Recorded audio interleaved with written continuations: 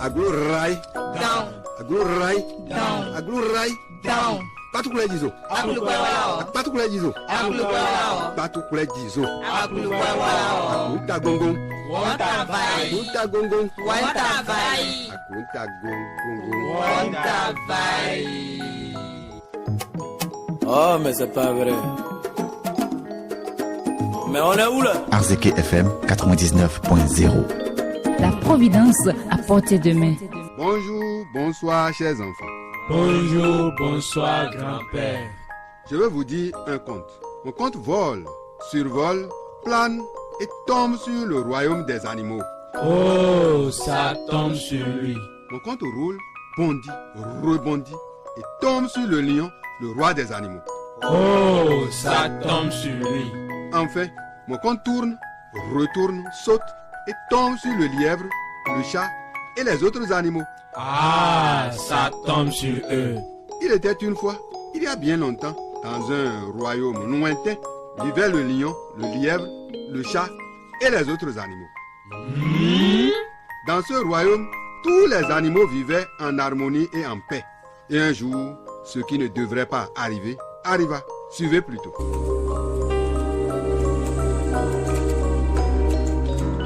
Il y a très longtemps de cela, les animaux vivaient en harmonie et en paix dans leur royaume.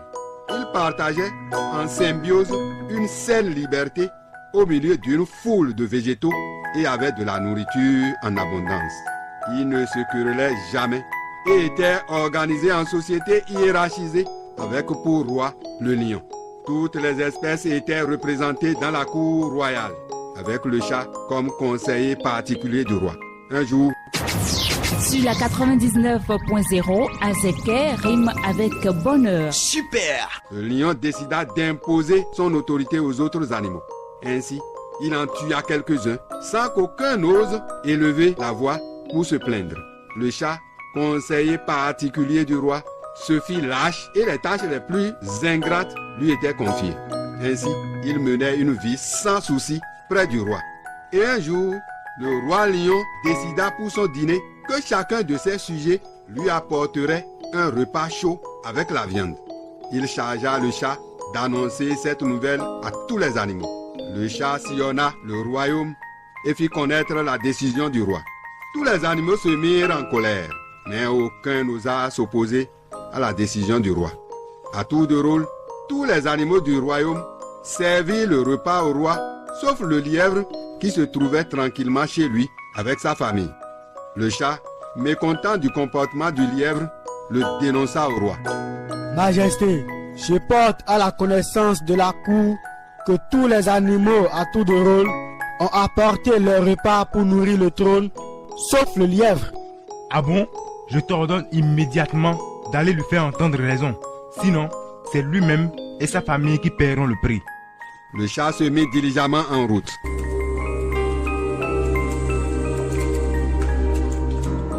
Le chat trouva le lièvre chez lui avec sa famille, prenant paisiblement leur repas du manioc, et le chat menaça le lièvre.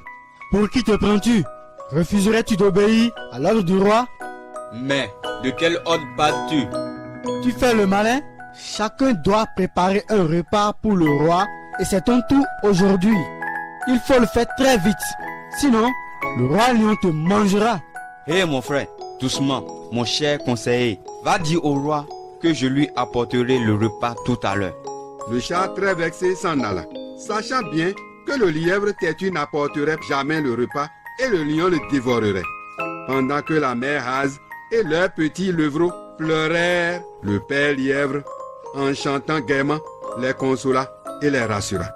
Mes chers petits, ma chère femme, ne vous inquiétez pas, le roi lion ne nous mangera pas.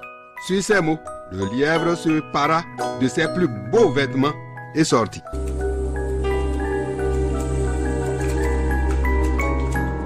Sur le chemin, le lièvre croisa certains animaux qui lui demandèrent: Oh, fils de l'oncle, où vas-tu si bien habillé?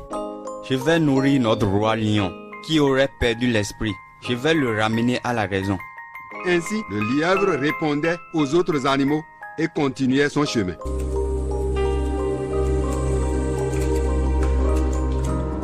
le lièvre arriva à la cour et trouva le roi lion en colère. Te moquerais-tu de moi? Eh bien, je te mangerai à la place du repas que tu refuses de m'apporter. Oh Seigneur, qui suis-je pour me moquer de votre majesté? Ce n'est pas de ma faute. Je vous apportais un véritable festin digne de votre rang. Lorsqu'un lion, grand et puissant, rugit, bondit vers moi et me l'arracha. Pourtant, je lui avais bien dit que c'était le repas du roi de tous les animaux. Mais il était furieux en disant qu'il est le seul et vrai roi ici. Quoi? Dans ce royaume où se trouve donc ce prétendu roi des animaux? Conduis-moi très vite auprès de lui pour que je le mette en pièces. Le lièvre et le lion se mirent en route.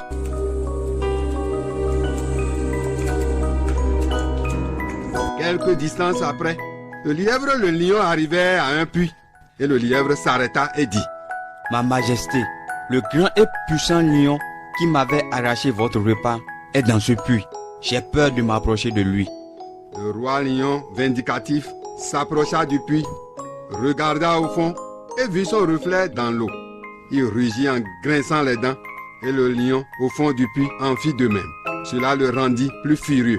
Alors, il recula, prit son élan, courut et bondit dans le puits où il ne trouva plus l'autre lion. Et le lièvre détala. La tête à fleur de l'eau, le roi lion se débattit de toutes ses forces, cria, appela le lièvre au secours et tenta de sortir du puits, mais en vain.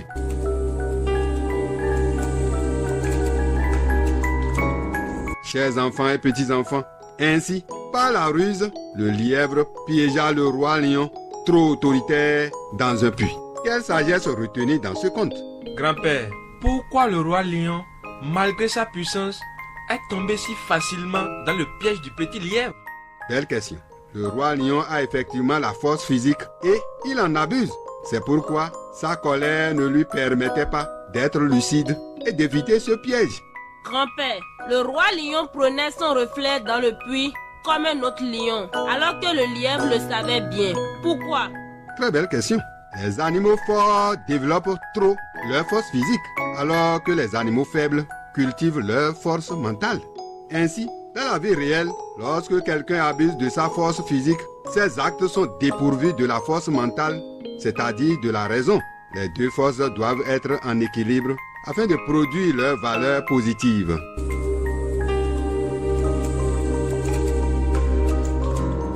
Et chers enfants, c'est bien d'être physiquement fort, mais c'est encore mieux d'être physiquement et mentalement fort. Face à cette vie de jungle, vous avez besoin d'être très fort pour réussir, mais soyez tant physiquement que mentalement fort. Gardez jalousement cette leçon de vie.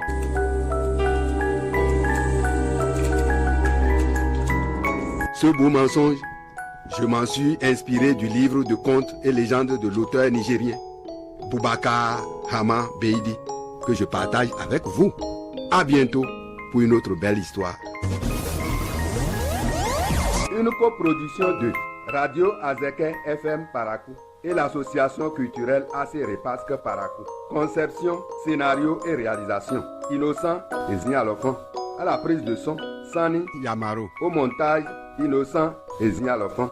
Avec les voix des acteurs Wilfried Kochoni, Wilfran Adjagan, Gastella Gidibi, Adolphe Akotanyi, Wilfried Boudjanou et moi-même, votre serviteur Innocent et Zignalofan. AC Repasque, août 2019. Chers auditeurs, vous venez de suivre cette histoire. Répondez aux questions suivantes pour gagner des prix. Question numéro 1. Donnez le titre de cette histoire. Question numéro 1. Donnez le titre de cette histoire. Question numéro 2. En 2 phrases. Faites le résumé de cette histoire. Question numéro 2. En 2 phrases. Faites le résumé de cette histoire. Question numéro 3. Quelle a été la leçon tirée de cette histoire? Question numéro 3. Quelle a été la leçon tirée de cette histoire? Envoyez vos réponses par SMS aujourd'hui, avant 18h, au 229 97 46 22 90. Envoyez vos réponses par SMS aujourd'hui, avant 18h, au 229 97 46 22 90. N'oubliez pas de mentionner vos noms, prénoms, le numéro de l'histoire. N'oubliez pas de mentionner vos noms, prénoms et le numéro de l'histoire. Bonne chance.